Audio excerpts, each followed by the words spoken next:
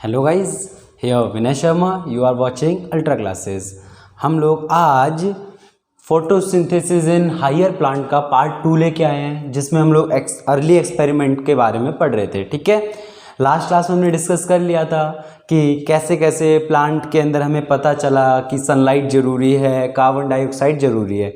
इन सारी चीज़ों पे हम ऑलरेडी बात कर चुके हैं। ठीक है, आज हम लोग इससे आगे करने वाले हैं। यहाँ पे अर्ली एक्सपेरिमेंट पार्ट 2, जैसे कि अब हमने पहले पढ़ लिया था, अब उसके बाद से अगर कंटिन्यू करें तो हमारे पास है जूलियस बॉन्सच। इन्होंने क्या किया था? ठीक है, अब पिछली बार तो हमने पूरा डायग्रामेटिकली व्यू देखा था कि किसने क्या एक्सपेरिमेंट किया था।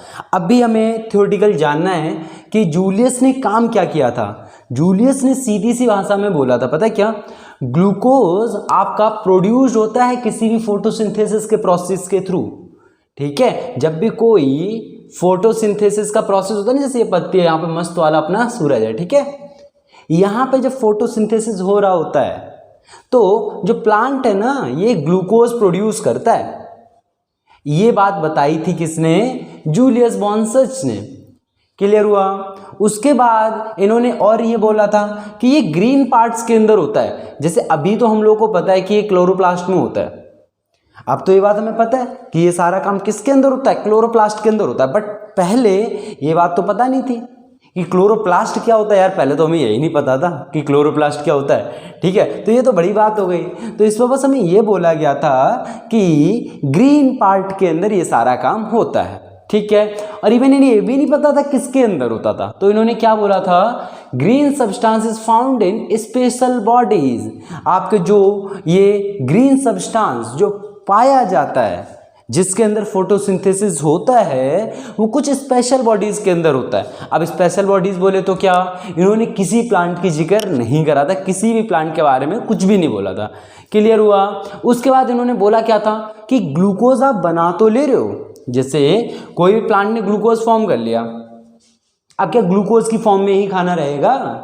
जैसे आप लोगों ने क्या किया, आज मान लो बढ़िया से जाके फ्रूट जूस पिया, तो आपके पेट में क्या वो फ्रूट जूस की फॉर्म में ही रहेगा? नहीं ना यार, डाइजेशन होगा कि नहीं होगा? इसी तरीके से जो ग्लूकोज है, ग्लूकोज बन तो गया, अब जो ये अपनी बॉडी में स्टोर करता है ना, वो करता है स्टार्च की फॉर्म में। क्लियर हुआ? तो जूलियस ने जितनी बातें बोली थी वो हमने सारी यहाँ पे लिख ली, and it is stored in the form of starch. Clear हो गया है ना? अब चलते हैं अपने अगले साइंटिस्ट पे, कॉर्नेलियस वैन नील। इन्होंने क्या किया था यार? ये बड़े इंटरेस्टिंग आइटम थे। देखो कैसे इंटरेस्टिंग आइटम। देखो इन्होंने किया क्या था पता है? पहले उसको छोड़ो, आप लोग इधर ध्यान दो। आप लोग को पता है कोई भी फोटोसिंथेसिस की रिएक्शन कैसे होती है? CO2 plus H2O gives C6H12O6 plus O2, यही देती है कोई भी रिएक्शन। अब इनने यार उस टॉपिक पे बात करी थी कि यहाँ पे जो ऑक्सीजन है वो कौन सा वाला है, ये वाला है कि ये वाला है? इस पे बहस चल रही थी यार इनकी। तो अब बाद में जाके इन्होंने बोला क्या, आउटपुट मिल गया था कि ये H2O वाला ऑक्सीजन होता है।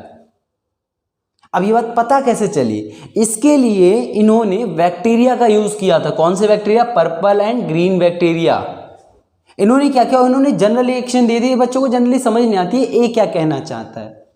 चलो एक बार हम बात करते हैं। ठीक है, हम मान लो कोई भी बैक्टीरिया का एग्जांपल ले, जैसे 2H2A है। ठीक है, अब इसके अंदर हुआ क्या, हमने जब इसकी CO2 के साथ रिएक्शन कराई तो हमें प्रोडक्ट में मिला मान लो CH2O। अब ये CH2O क्या होता है पता है? एक टाइप का कार्बोहाइड्रेट है, जैसे ग्लूकोज है ना वैसे ही है। ठीक है, अब इसमें क्या हुआ, प्लस H2O मिल गया हमें, लेकिन साथ में 2A मिला। अब ये 2A क्या मिला? देखो H2 के साथ क्या A प्रेजेंट था, तो हमें बाय प्रोडक्ट में A मिल गया। जब H2 के साथ A प्रेजेंट था तो हमें बाय प्रोडक्ट में A मिल गया। अगर यही A की जगह पे O प्रेजेंट होता तो क्या हमें प्रोडक्ट में O2 नहीं मिल जाता? यार कॉमन सी बात है, जो यहां पे प्रेजेंट होगा वही हमें मिल जाएगा। तो वही इन्होंने बोला कि ये रहा O और यही वाला O आपको यहां पे मिल रहा है। समझे? और ग्लूकोज कैसे बन रहा है ये आपका? इन्होंने बोला भैया ये वाला कार्बन, ये वाला ऑक्सीजन, ये वाला हाइड्रोजन, ये तीनों मिलके आपका ग्लूकोज बना रहे हैं। अब देखो हुआ क्या, देखो इस चीज को, जैसे कि जब ये तीनों मिल रहे हैं तो हो क्या रहा है? जैसे कि इसके अंदर कार्बन मिल गया, ऑक्सीजन मिल गया, हाइड्रोजन मिल गया। अब आपको पता है addition of hydrogen, addition of hydrogen क्या होता है, केमिस्ट्री में पढ़ के आए हो गया 10th क्लास में, oxidation reduction. Addition of hydrogen को क्या कहते हैं, जल्दी बोलो यार, रिडक्शन। अगर पता नहीं है तो याद कर लो इस चीज को, addition of hydrogen is known as reduction. ठीक है, तो कार्बन, ऑक्सीजन और हाइड्रोजन ये तीनों मिलके रिड्यूस होते हैं, ये कंपाउंड रिड्यूस होता है, जिसके रिजल्ट के थ्रू क्या मिल जाता है हमें, ग्लूकोज। ठीक है, ग्लूकोज हमें मिल गया। तो यहां से ये बात प्रूफ हो गई थी कि जो हमें ऑक्सीजन मिलती है वो कौन सी होती है, ये वाली होती है। इसके लिए इन्होंने सल्फर बैक्टीरिया का भी यूज किया। इन्होंने उसके लिए लिया क्या था, सेम रिएक्शन करी थी यार, सेम रिएक्शन। देखो इसको इरेज कर लेते एक बार। देखो जैसे इन्होंने क्या किया था, CO2 वो पता है ऑक्सीजन नहीं लेता, ऑक्सीजन की जरूरत नहीं होती उसे, ये क्या करता है, उसने इस तरीके की रिएक्शन करी थी। यहां पे हमें अपना कार्बोहाइड्रेट मिल गया, प्लस यहां पे मिला हमें सल्फर। अब देखो H2 के साथ जो मिल रहा है यार हमें वही मिल जा रहा है प्रोडक्ट में बार बार, तो जाहिर सी बात है अगर ऑक्सीजन मिल रहा है तो वो ऑक्सीजन इसी का तो आया होगा। ठीक है, अब इसी चीज को रीड करें एक बार। देखो, he said that oxygen is released in photosynthesis comes from water. देखो वाटर से आ रही है नहीं वाली ऑक्सीजन, क्लियर। उसके बाद इन्होंने बोला क्या था, based on purple and green bacteria, तो अभी हमने आपको एक्सप्लेन कर दिया था, सल्फर बैक्टीरिया था पर्पल, और जो सल्फर बैक्टीरिया था ना वही आपका पर्पल है। ठीक है, अलग से कोई नहीं है यार। ठीक है, अब इसके अंदर जैसे ये तो हमने लिख दी जनरल इक्वेशन, कि जनरल इक्वेशन क्या होती है आपकी, ये तो आपको पता है सबको होती है।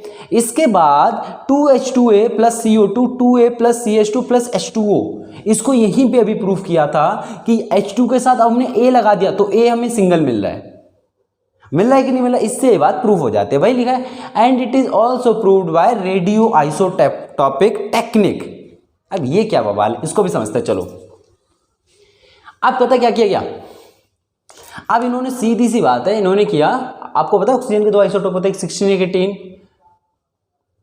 यार ये आइसोटोप दिखा रहे हो ऊपर, ठीक है, मास वास नहीं दिखा रहे, आप कहीं सोचने लग जाओ मास है, ये दिखाना चाहते हैं ऑक्सीजन 16 वाला है, ये ऑक्सीजन 18 वाला है। जब इन्होंने पता रिएक्शन की तो हमें प्रोडक्ट मिला, जब यहां पे O2 मिला तो हमने इसको देखा ये 16 वाला है या 18 वाला है। अब आप कॉमन सेंस लाओ, कौन सा वाला होगा ये, 18 वाला ना, क्योंकि हाइड्रोजन के साथ वो है, तो यहां से भी हमें पता चल गया ये 18 वाला ही निकला। इसका मतलब जो ऑक्सीजन आता है वो कहां से आ रहा था, वाटर से आ रहा था। क्लियर हुआ, यही बात बताई थी हमारी कॉर्नेलियस वैन नील, बहुत समझदार इंसान थे यार, देखो कितनी मस्त वाली चीज बताई थी। ठीक है, अब चलो बात करते हैं एब्जॉर्प्शन आई स्पेक्ट्रम, कि एब्जॉर्प्शन स्पेक्ट्रम क्या होता है।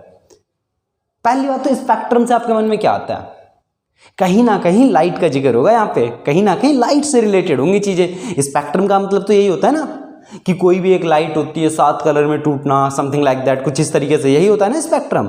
अब देखो उसी से रिलेटेड बात है, लेकिन उसका फोटोसिंथेसिस में क्या रोल है, चलो बात करते हैं उसके ऊपर।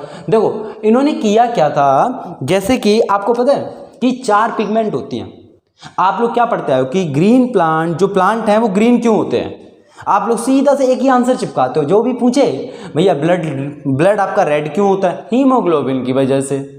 प्लांट ग्रीन क्यों होते हैं, क्लोरोफिल की वजह से। ये 4 पिगमेंट होती हैं, अभी तक आप एक पिगमेंट पढ़े हो ना, chlorophyll a, chlorophyll b, carotenoids and xanthophyll, ये 4 पिगमेंट होती हैं। फिर भैया हम क्लोरोफिल ए क्यों बोलते आ रहे हैं, मतलब ए तो नहीं बोलते थे, क्लोरोफिल क्यों बोलते हैं, क्योंकि ये सबसे ज्यादा फोटोसिंथेसिस करता है। अभी हमें पता चल जाएगा ये कैसे करता है ज्यादा। ठीक है, याद रखने वाली बात थी आपकी। ठीक है, अब इसके अंदर होता क्या है स्पेक्ट्रम में, जैसे कि पहले इसके लिए एक बेसिक स्ट्रक्चर जान लो। ये हमने बना लिया अपना क्लोरोप्लास्ट, क्लोरोप्लास्ट, ठीक है। अब क्लोरोप्लास्ट के अंदर क्या क्या होता है, देखो आपके कुछ सिक्के लाइक स्ट्रक्चर पड़े होते हैं,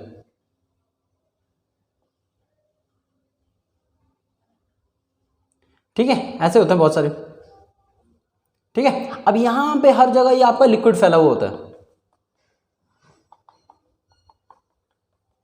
ठीक है, इस लिक्विड का नाम होता है स्ट्रोमा। ठीक है, अब जो ये एक सिक्का है ना, एक सिक्के को हम लोग बोलते हैं थैलाकॉइड, और जो इनकी पूरी सीरीज है ना, इस पूरी सीरीज जो ये सिक्के लाइन से लगे हुए इसको बोलते हैं ग्रैनम। ठीक है, अब इस एक सिक्के को, एक थैलाकॉइड को हमें जूम करना है। करें, चलो ठीक है।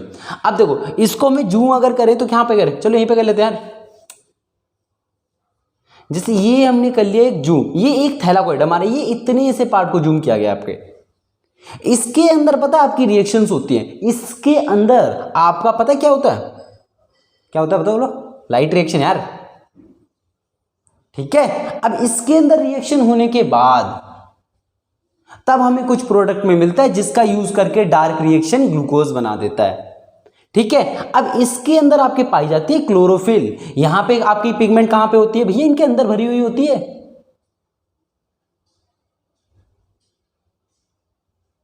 यहां हर जगह आपका क्या है, क्लोरोप्लास्ट है, सॉरी क्या बोल रहे हैं यार, क्लोरोप्लास्ट तो पूरा है यार, क्या कर रहे हो, क्लोरोप्लास्ट तो पूरा है, क्या अंदर क्या है, क्लोरोफिल या कोई भी पिगमेंट। तो इसके अंदर चारों पिगमेंट होती हैं, ज़ैंथोफिल भी होती है, कैरोटीनॉइड भी होती है, क्लोरोफिल ए भी होता है, क्लोरोफिल बी भी होता है। अब एक बात बताओ, आप लोग क्या वेवलेंथ का लॉजिक पढ़ के आए हो, वेवलेंथ, वेवलेंथ क्या होता है पता है ना, हर एक लाइट की वेवलेंथ होती है, ऑफ कोर्स होती है भैया, ठीक है। तो यहाँ पे इसकी भी बहुत ज्यादा वेवलेंथ होती है, सनलाइट है इसकी तो बहुत बड़ी वेवलेंथ है, बहुत बड़ी वेवलेंथ से मेरा मतलब है कि रेंज बहुत बड़ी है। अब क्या प्लांट सारी रेंज को यूज कर पाता है, बिल्कुल नहीं। इंपॉर्टेंट पॉइंट क्या निकलता है, प्लांट सिर्फ 400 नैनोमीटर से लेके 700 नैनोमीटर तक ही लाइट यूज कर पाता है, और इसी की मदद से प्लांट अपना खाना बनाता है, फोटोसिंथेसिस करता है। इसके अगर इधर उधर थोड़ी सी भी हुई ना वेवलेंथ तो प्लांट अपना काम नहीं करेगा, फोटोसिंथेसिस उसके लिए वो कर ही नहीं पाएगा यार, सन का होना ना होना उसके लिए बराबर हो जाएगा। फिर क्लियर हुआ कि ये क्या है। अब इसको एक बार रीड करें, करते चलो देखो। It is the graph which shows absorption of different wavelength of light by different pigments. ये ग्राफ बताता है, ये ग्राफ हमने ड्रॉ किए हुए ना, अभी ग्राफ के बारे में समझेंगे। ये ग्राफ पता है बड़ा खतरनाक सा लगता है, बहुत ज्यादा इंपॉर्टेंट भी है, अभी देखना यार, पता चले कुछ भी नहीं है इस ग्राफ में तो, ठीक है। अब देखना, तो इसी ग्राफ को ये जो बोलता है इसी को हम एब्जॉर्प्शन स्पेक्ट्रम बोल देते हैं। अब फिर हमने पिगमेंट्स के बारे में कर लिया कि 4 पिगमेंट होते हैं, सबको पता चल गया, नाम याद हो गए, chlorophyll a, chlorophyll b, xanthophyll and carotenoids, नाम याद हो गया ना, ठीक है। अब photosynthesis done only on 400 to 700 nanometre wavelength. अगर इससे इधर या उधर होती है तो आपका फोटोसिंथेसिस नहीं होगा। क्लियर हो गया, सबकी टर्म्स एंड कंडीशन होती है यार, तो इसकी भी है, ठीक है। अब आगे बात करें ग्राफ, अब ये ग्राफ के बारे में करते हैं, चलो ठीक है, इसको इरेज कर ले अपना।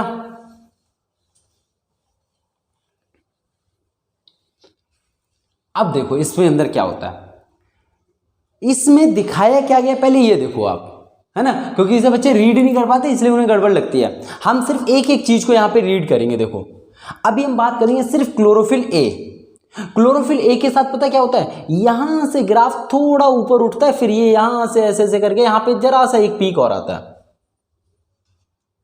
कुछ ये वाला ग्राफ जाता है। मतलब क्या है कि इस वाले एरिया में, ये क्लोरोफिल ए का ग्राफ बनाया हमने, ठीक है, इस वाले एरिया में क्लोरोफिल ए सबसे ज्यादा फोटोसिंथेसिस कर रहा था, सबसे ज्यादा, और इधर एक सबसे ज्यादा ये कर रहा था। तो ये वाला लाइन ये सिर्फ यही बात बताता है कि कौन कितना ज्यादा लाइट को एब्जॉर्ब कर रहा है। जितना ज्यादा लाइट को एब्जॉर्ब करोगे क्या उतना ही ज्यादा फोटोसिंथेसिस होगा कि नहीं होगा। तो सेम वही चीज है आपकी। क्लियर हो गया। तो एब्जॉर्प्शन ऑफ लाइट, इधर क्या होगा, वेवलेंथ। क्लोरोफिल क्लियर हुआ, क्लोरोफिल ए, ये क्लोरोफिल ए का ग्राफ है, ठीक है। देखो यहां पे वही दिखाया गया है, देखो मैं डार्क कर रहा हूं, इसको देखना ध्यान से, देखो बाकियों का आप मत देखो अभी, देखो यहां पे लिख भी दिया है क्लोरोफिल ए। क्लियर हो गया। अब देखो अब हम बात करते हैं क्लोरोफिल बी। क्लोरोफिल बी का देखो क्या सिस्टम है, ये यहां पे तो पीक पे गया, यहां से आने के बाद धीरे धीरे धीरे धीरे यहां से ऐसे करके, तो मतलब ये दिखा रहे कि क्लोरोफिल बी इस एरिया में सबसे ज्यादा फोटोसिंथेसिस कर रहा है, इस एरिया में थोड़ी बहुत कर रहा है। उसके बाद बात करते हैं कैरोटीनॉइड। उसका कैरोटीनॉइड का भी सेम ग्राफ दिखाएगा, इस एरिया में फोटोसिंथेसिस सबसे ज्यादा कर रहा है। क्लियर हुआ, आसान था ना, कुछ भी नहीं है यार। क्लोरोफिल ए, क्लोरोफिल बी और कैरोटीनॉइड किस एरिया में कितनी ज्यादा फोटोसिंथेसिस कर रहे हैं उसके रेट को बता रहा है बस। जो जितनी ज्यादा सनलाइट ऑब्जॉर्व करेगा उतना ही ज्यादा उसका फोटोसिंथेसिस का रेट होगा। क्लियर हो गया, कोई दिक्कत। नहीं ना, तो देखो वही रेंज लिखी हुई है यहाँ पे 400 नैनोमीटर, इसकी यूनिट नहीं लिखी, नैनोमीटर, ठीक है, नैनोमीटर। 400 से लेके 700 नैनोमीटर, देखो 700 से आगे नहीं गया ग्राफ, क्लियर है। अब उसका देखो नीचे वाला क्या बता रहा है यार, इसी का पता है नहीं, इस ग्राफ को ऊपर ऊपर से बना लिया, यहाँ पे देखो पीक पे गया था, फिर धीरे धीरे धीरे धीरे ऐसे करके ओवरऑल ग्राफ बना लिया कि सबसे ज्यादा फोटोसिंथेसिस कहाँ पे हो रही है। यहाँ पे तो देखो सारी ग्राफ डाउन है, लगभग सारे डाउन है कि नहीं है, तो इसीलिए यहाँ पे देखो ये वाला पत्ता नीचे आ गया, क्लियर हो गया। इसका बस ऊपर ऊपर से है कि कहाँ पे भैया, हमें ये मतलब नहीं है कि कौन सी भैया पिगमेंट आपकी कर रही है, ठीक है। जैसे मान लो कोई भी कंपनी में हो, कंपनी में हमें मोटा मोटा हिसाब चाहिए, बस सीधी सी बात है, तो हम करेंगे क्या, यही करेंगे ना भैया, हमें फर्क नहीं पड़ता कि कौन सा मेंबर आपका कितना काम कर रहा है, हमें टोटल आउटपुट बता दो। वही सेम काम यहाँ पे, हमें बिल्कुल फर्क नहीं पड़ता कौन सी पिगमेंट क्या कर रही है, हमें बस टोटल बता दो भैया कहाँ पे फोटोसिंथेसिस हाई था, कहाँ पे लो था, बात खत्म। तो इस ग्राफ से हमें ये पता चलता है लगभग 400 के पास सबसे ज्यादा ग्राफ हाई जाता है, एक बार 650, 670, 700 के आसपास ग्राफ जो है आपका हाई जाता है, जहां पे आपका फोटोसिंथेसिस सबसे ज्यादा होता है, क्लियर है। और इसमें कुछ नहीं है, इसको और क्लोरोफिल ए वाले ग्राफ को, इन दोनों को मिक्स करके दिखा दिया है कि क्लोरोफिल ए कितना योगदान दे रहा है इसमें। देखो यार मैक्सिमम तो ये देखो, ये क्लोरोफिल डाउन गया तो ये भी डाउन आया, क्लोरोफिल उठा तो ये भी आ गया, मतलब ये क्लोरोफिल ए को दिखा रहा है आपका, और ये मतलब ये डिट्टो इसके ऊपर आ रहा है कि नहीं आ रहा, तो सेम चीज है। यहाँ पे देखो 400 से स्टार्ट हुआ 700 तक गया है, ये लैम्डा है बेटा, ठीक है, लैम्डा बोले तो व्हाट, वेवलेंथ, क्लियर हो गया। अब देखो हम लोगों ने सारे एक्सपेरिमेंट कर लिए, बेसिक कर लिया एब्जॉर्प्शन स्पेक्ट्रम का। अब हम लोग को स्टार्ट करना है अपना लाइट रिएक्शन, जो कि पूरी साइकिल है, ठीक है। हम लोग एक एक लेक्चर में एक एक साइकिल को कवर करते रहेंगे। होप है, होपफुली आपको ये समझ में आ गया होगा पूरा लेक्चर, आसान था यार, ज्यादा मुश्किल तो कुछ था नहीं, ठीक है। पढ़ते रहिए, मिलते हैं तब तक के लिए अगली वीडियो में, bye bye, see you again.